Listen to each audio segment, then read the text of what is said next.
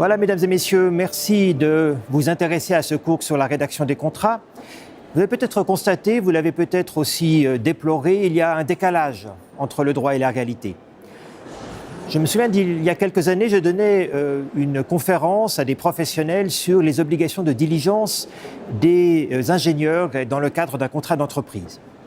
Et puis à la fin de ma conférence, un homme assez volumineux, assez plantureux est venu me voir avec un sourire goguenard et m'a dit « Écoutez, ce que vous dites, c'est très bien, c'est très intéressant, mais c'est pas du tout comme ça que ça se passe sur le chantier. » Alors je lui ai dit « Écoutez, vous avez sans doute raison, c'est pas comme ça que ça se passe sur le chantier, mais s'il y a un problème sur le chantier, c'est comme ça que ça se passera devant un juge. » Et là, alors, il a perdu son sourire. Bon, alors ce décalage entre la réalité et le droit, c'est un décalage dont il faut s'accommoder lorsque l'on fait du droit public. Il n'y a pas grand-chose à faire si le législateur se met dans la tête qu'il faut creuser des trous pour se protéger contre la prochaine guerre nucléaire, c'était le cas dans les années 80 en Suisse, eh bien il n'y a rien d'autre à faire que de prendre sa pelle, même si on considère que ça ne correspond pas tout à fait à la réalité.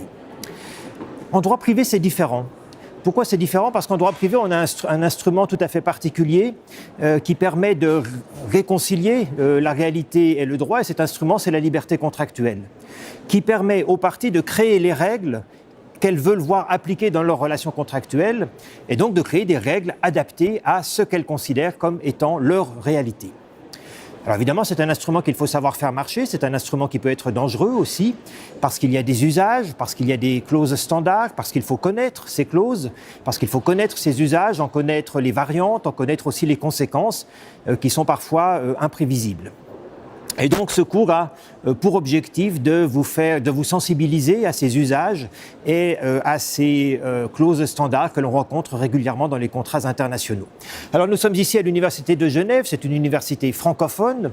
Nous en sommes ravis et c'est la raison pour laquelle ce cours est un cours qui sera donné en français. Il n'en reste pas moins que des clauses contractuelles dans les contrats internationaux sont très souvent des clauses qui sont en anglais. Donc, pour nous réconcilier là aussi avec la réalité, nous commenterons souvent des clauses qui sont dans leur formulation en anglais.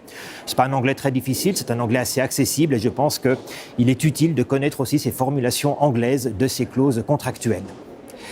Voilà, mesdames et messieurs, le programme de ce cours de rédaction des contrats.